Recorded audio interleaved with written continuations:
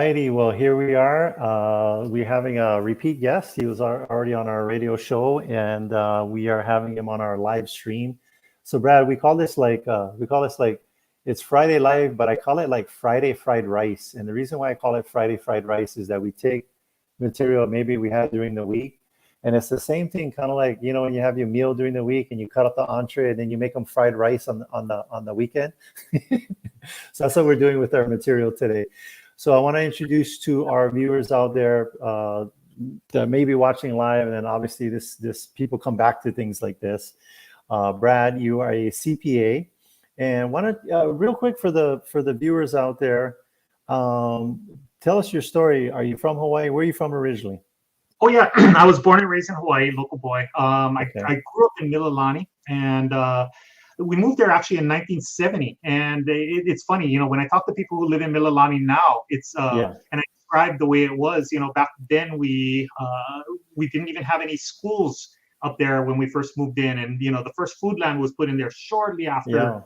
We moved there back in 1970, so it was really nobody out there. So I grew up in Mililani. I went to Iolani School, graduated, went to UH Manoa, and then after that, worked for a little while. My first accounting related job was as an auditor for PricewaterhouseCoopers, a company called PricewaterhouseCoopers, did financial auditing. And after auditing, I was offered a position at the Honolulu Board of Realtors. And ever since then, that's kind of started my career, dual career, I guess you could say, in accounting and real estate, as it relates to real estate and tax. Okay. And speaking of real estate and taxes and all of that, you have your sold, I'm gonna put your information here down at the bottom. But wait, that's not you. That's the wrong Brad. There you go. Yeah. And so you have you're so dedicated to this topic we're going to talk about, HARPTA, that you actually have the domain name harpta.com, right?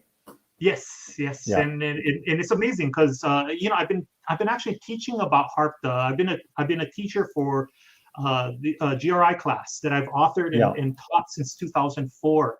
And because I've been teaching about HARPTA since 2004, periodically, over the many years, I've been every once in a while I go and I search, harpta.com, is that available? And for years and years and years, somebody sat on it. They didn't actually. They're squatting. Yeah, they're squatting, exactly. They had the domain and they reserved it, but they didn't have anything tied to it, a website. Yeah. And so one night I was up late, just doing my checking, and I checked. Oh my goodness, harpta.com is available. And so I snatched the domain, got a couple other related domains, harptahealth.com, harptafurpta.com, and a bunch, and then ever since then the business has actually taken off so much that we used to, I used to operate a firm that did real estate or did income taxes for people, focusing a lot on realtors and their clients. But because the HARPTA business had grown so quickly and grown so fast, and I really like the type of work that being in this business does, I decided at the beginning of 2020, to actually close down my income tax practice and work solely on HARPTA and FERPTA. Gotcha. All right, so let's let's break it down, and as you say, anything that's super complicated or something we don't understand, we just chunk it down. So let's chunk it down, and let's talk about HARPTA. I mean, why it's an acronym, but why is it called this? Oh yeah, okay. So HARPTA, the acronym, as you can see on the screen, essentially what happened is the state of Hawaii, had seen a phenomena that they weren't happy about, and that was non-residents who were selling Hawaii real estate and taking their profits and not paying Hawaii state income taxes or capital gains taxes on their profits. And so, Hawaii, of course, is wanting to do something about it to make sure that they collect for real estate sales for when people have gains. They implemented HARPTA. They put into place HARPTA. And HARPTA is, in many ways, it's like a security deposit. You're a landlord, requires a security deposit from a renter, and very similarly, Hawaii for non-residents at least, requires a security deposit in the form of this HARPTA to make sure that any kind of tax bill that they might have to pay is held by the state, rather than relying on the client to get in contact with the state to file and then pay their taxes. Yeah, let's talk about I've got U.S. non-U.S. citizen for the FERPTA, but help us understand, what does that mean to be a Hawaii resident or not to be a Hawaii resident? Oh, that's a great question, and that's a question that I probably answer in probably at least half of the clients that I speak to. Am I a Hawaii resident or not? Because everything about HARPTA pivots around your residency status or not. There are a number of ways to declare residency, and before I get into that, let me just talk a little bit about residency and where people fall, because there are clearly people who they're residents. There's no question about it. Myself, I'm a Hawaii resident. I own real estate here. I was born and raised here. My practice is here. Even if I were to sell my house, I would still continue to live in Hawaii. I would still continue to practice in Hawaii. This is my home. And then there are some people who are clearly non-residents, right? I mean, they make their home in a different state. They don't pay Hawaii state income taxes, or at least they don't file as residents in Hawaii. But then there's an area of people who fall into kind of a gray area, right? Some of them may fall into this category of snowbirds. You may have heard about people like that who own real estate in Hawaii as a second home, and then they come back here periodically to live in that second home for short amounts of time. Usually when it's really, really cold on the mainland, of course, fly down to Hawaii. And so, it's determining the people who fall into the gray area where it's really challenging. And there's a couple of ways to establish residency. One of them is by domicile, and domicile has a lot to do with the person's true intentions, right? Is Hawaii your one true home? If you ever take any vacations or you're absent temporarily, do you always return to Hawaii? Then it's really clearly Hawaii is your home. So being a resident by domicile is one way. If you want to claim the residency by domicile, there should be significant types of evidence that show your intention, if you intend Hawaii to be your one true home. You can also establish residency by physical presence, being here for a certain amount of time. There is no specific amount of time that you have to be here before Hawaii says you are definitely a resident or you are definitely not a resident, like a line in the sand. However, Hawaii does have something called a safe harbor. And if you've been here for at least 200 days in the calendar year, then Hawaii considers you a resident unless they can find evidence to the contrary. Yeah, I think so. What's critically important to determine your residency is if you have rubber slippers where it's so indented that you can feel your foot. Right. And just a friendly reminder, public service announcement this holidays, when we're going together at our family's home, you must leave with the slippers you came with. You cannot upgrade at the Christmas party. Okay. You cannot go show up with the Long's 99-cent slippers and leave with the expensive Scott ones. But and that brings up another point. It's somebody had brought up to me a potential client that I spoke to recently. Says, "Oh, here's a good idea for a Hawaii test. Ask them what they think about spam musubi. If they curl up their face like they're disgusted, then Hawaii non-resident for sure, right?" I know. Adrian's kids love the spam musubi, but she keeps calling it spam masubi. And I said, there's no spam masubi at 7-Eleven. It's spam musubi. But that's okay. The kids still love it. Let's talk about, we're still on the HARPTA. Let's hit them high, hit them low. But what are the myths regarding HARPTA? Okay, that's a good one. That's a good one. Some of the myths about HARPTA are that. And this is a scary myth, and this is important for realtors who are watching this show to really dispel this myth right off the bat.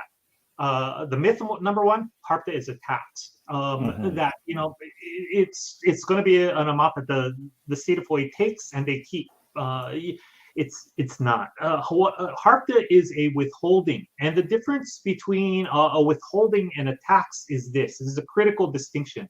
A tax is an amount that the government takes and they keep, and they don't return it to you because it's theirs. Yeah. Whereas a withholding is an amount that the government says, we don't really know exactly what your tax liability is, but we want to make sure that we're secure. So we're going to take a certain amount of money and we're going to hold on to that money for until a certain time as you prove what your tax liability is. And then once you prove to your tax liability to our satisfaction, then at that point we will refund you the difference between your tax liability and what was withheld. So yeah, that's the primary myth. I think that was the number one myth, and it's important, when we talked on the radio show a little bit earlier, one of the things you mentioned that's super important is that if you are a realtor and you are working with a seller, important that you spell out pretty far in advance. One of the questions you should be asking is, are you a Hawaii non-resident? And if you're a Hawaii non-resident, get them prepared, for this HARPTA withholding that they're going to see. So once again, I find, when somebody first calls me about HARPTA, once I explain to them what a withholding is and the difference between a withholding and and a tax in and of itself, I tell you, that frustration, that that level of anxiety gets notched down at least 2 or 3 notches. Just by stating that simple fact. So I think that's important to bring up. Well, that's good, because we do fear the unknown, and people have misunderstandings or, like you said, myths about these things. Let's talk about the, waivers. What are the situations where a waiver might come into play? Okay, that's a great question. That's one of the reasons why we got into this business is to help people to get out of this, because we feel that HARPTA, even though we understand the rationale behind it, 7.25% of the gross sales price, that's pretty, that's kind of stepping over the line. I mean, we rarely see a situation in which 7.25% was really what I would consider to be a fair withholding. So yeah, let's talk a little bit about a waiver and how that would happen. In some situations, when people are selling for a loss, a tax loss, and a tax loss is pretty clearly defined, how you arrive at a tax loss. But if somebody has a tax loss, then we can apply for a waiver. We don't see a whole lot of tax losses in this current environment because prices have been going crazy, right? So prices have been going up, and that's good. For those people who are selling now. So you aren't seeing too many tax losses. But here's one area where, regardless of the conditions of the market, we see tax losses, and this is a situation where you have beneficiaries who inherit property from somebody who passes away. Because one of the things that happens is when somebody is holding on to real estate and they hold on to it until they pass away, what happens is for the beneficiaries who are the recipients of the property after the person has passed away, receive it at what's called a stepped up basis. And the stepped up basis is a tax treatment that, in many times, if they sell right away after their, maybe their parent has passed away, what happens is they can actually sell it for a tax loss. And so we've been seeing in some situations, even in this market, people selling for tax losses, and that's generally because they've inherited property. And so, yeah. In a hot market like this, those tax losses still occur on inherited property. Second way we see tax or waivers for HARPTA is if you have situations where somebody is military homeowners, for instance, people who are do not declare, military service members who do not declare Hawaii as their state of legal residency. Those service members actually have HARPTA applied to them, but they may be able to get a waiver of HARPTA by claiming their occupancy of their home for a certain amount of time using what's called Section 121 tax rules, and it's a federal tax rule that Hawaii also follows. So that's also a possibility to get a waiver. In some cases, we see people get reductions as well. Unfortunately, sometimes people get into a situation where they might not have enough equity in their property to be able to sell and collect proceeds. And HARPTA can possibly make things worse. And so we sometimes get reductions for people who are asked to bring cash to closing and don't have that cash to bring to closing. Well, I know it's an exciting topic, but we've got something even more exciting. We've got FERPTA. What is FERPTA? Yeah, for FERPTA, government agencies, right, always want their handout. State of Hawaii has one handout. The federal government has their other handout. So the FERPTA is also an acronym, and it stands for the Federal Real Property Tax Act, and it's a withholding on the sale of real property in the United States if the seller is something that the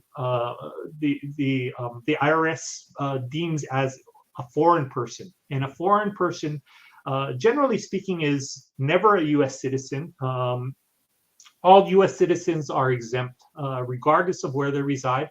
All U.S. citizens are exempt from FERPTA, but it's a withholding that's done by the federal government on foreign persons. It can be as low as 0% for homes that are under 300,000, but generally speaking, it's anywhere from 15 to 20%. Wow, that's a big, huge chunk. Yeah, so, no, excuse me. Yeah. 10 to 15%. I got it mixed up with the capital gains tax rates. I was talking to somebody about that this morning. Yeah, so either 0, 10, or 15%. Yeah. So, and and they've figured out all the different ways that people try and avoid this, right? And said, "Oh no, you can't do that." Yeah. And, there's the government, of course. You always want to make sure that they're covered, and so FERPTA is just their way of covering themselves. Well, I mean, so either for the HARPTA or either for the FERPTA, the main thing is if you don't owe any taxes to either the state of Hawaii for HARPTA or the federal U.S. IRS for FERPTA, then you're going to get it all back. You should be able to get it all back. One of the things that's really interesting that this goes back to myths again. Generally speaking, when it comes to residents of the U.S. versus non-residents of the U.S., as well as residents of Hawaii versus non-residents of Hawaii, your residency does not determine the tax rate that you pay. So, if I, as a Hawaii home seller, were to sell a home, I'd be subject to the exact same tax rate ultimately as somebody who was, say, maybe lived in Colorado and was a Colorado resident selling Hawaii income tax or Hawaii real estate, because non-residents are not allowed to be taxed any more or any less than a resident is. So that's one thing. So FERPTA comes into play even if you're selling a house in California and you're not a U.S. citizen. Yeah, that's correct. It's federal. Yeah. Yes, it's federal. That's correct. Yeah. And so just people think, well, this must be a Hawaii thing. No, it's called the federal law, and it's all of the United States. Yeah, that's right. Yeah. Everybody's always trying to think. You know what? I tell people, don't be a Willie Nelson. If you got taxes that you owe, or Wesley Snipes, you just gotta, we had talked about this on the show. The IRS is pretty. They have some pretty far-reaching powers. And describe what you talked about versus if you're indicted for a crime versus indicted for against the IRS. No, that's a real interesting. I'm glad you brought that up, because I like talking about this. One of the things, and it goes back to myths again. The way our criminal court is set up, I know this because I'm an avid watcher of Judge Judy. But I know that what happens is that in a criminal court, in a regular criminal court, what happens is the burden of proof is always on the prosecutor, right? The prosecutor is tasked with proving the defendant to be guilty, and if they can't accomplish that, the defendant walks free. That's why many times you hear in criminal cases, the defendant won't even take the stand in their defense, because they're relying on the hope that the prosecution won't be able to present a case that will clearly convince a jury. So in that sense, in many ways, it makes it difficult in a criminal case for the prosecutor to succeed, right? Because he has to, convince either the judge or a jury, every member of the jury usually, that, this essentially happened the way he says it happened. Mm-hmm. Difference with the tax court, however, is that in a tax court, the burden of proof is actually on the taxpayer. So when you enter tax court, and the commissioner of the IRS is usually the one who's going after you in tax court. The commissioner of the IRS actually has the advantage of saying it's your burden of proof. You need to convince the courts that you were right in taking this position. It was a justifiable position. If you can't justify that, we are by default the victors in this case. Yeah. So yeah, because of that, it's don't mess around with tax issues, because it's a real. You're guilty till proven innocent. Essentially it's that. It is right. You're guilty until proven innocent. Burden's on you. Yeah, and so yes, that's true. You need that receipt from 7-Eleven for that spam musubi you bought for that business lunch from 1977, and you're gonna have to, Yeah, there you go. You go. Well, we're coming to the end of another awesome live. I know we're going to end it the same way we did with the radio show. People are wondering, well, how much? What do your services cost? Okay, yeah, no, thanks for asking. For waivers and reductions, if we're applying for that, we charge $900 for our clients to get waivers and reductions. If it's after the fact, if it's a refund after the fact, generally speaking, we charge $800. If it's a single owner, if it's multiple owners, we charge $400 for each successive owner after that. So husband and wife, we usually have to do 2 filings for. It's the way the tax system is set up in Hawaii, $1,200. Yeah. Well, I mean, that's pretty reasonable fee considering we're talking hundreds of thousands of dollars here possibly. Yep. So I think it's well worth it. And to the realtors out there, people, potential sellers, Hawaii residents, non-Hawaii residents, non-U.S. citizens, U.S. citizens, if you're in that situation, I'm going to highly recommend, go to, it's so easy. You know what the easy button is? HARPTA.com. That's the easy button. So, okay, Brad, well, thank you so much for being on our Friday live streaming here on multiple platforms. Again, this is your phone number, your office number? Oh, that's my office number. So yeah, excellent. Call it up, and I might answer. My assistant might answer, but hopefully we'll get to talk to you. And then the website is harpta.com for you introverts out there that don't like talking to people, but you want to research, you can go to harpta.com. It's an excellent website. Tons of resources on there, and everything on there. You have the very informative website. Thank you so much, Julia. Okay, so again, thank you so much for being on the show. So we're going to take it out again. Remember, everybody, harpta.com. That's all you got to remember is the acronym. And we will be wrapping it up here, but stay with me.